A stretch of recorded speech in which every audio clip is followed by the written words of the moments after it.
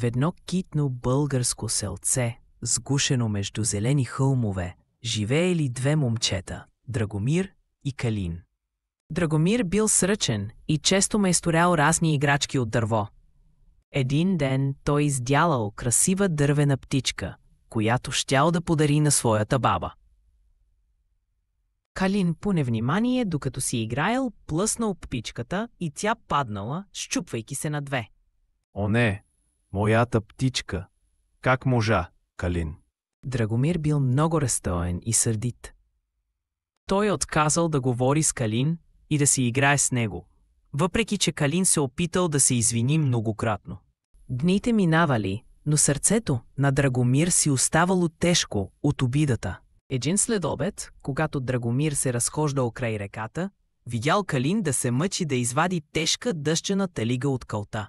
Колелото й затънало дълбоко и Калин не успявал сам. Първата мисъл на Драгомир била да отмине. Защо да му помагам, помислил си той. Но след това си спомнял колко радост носило да помагаш, а и да гледаш как Калин се мъчи, му станало някак тъжно.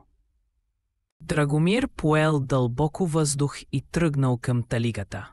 Имаш нужда от помощ, Калин? О, Драгомир, да, толкова съм благодарен.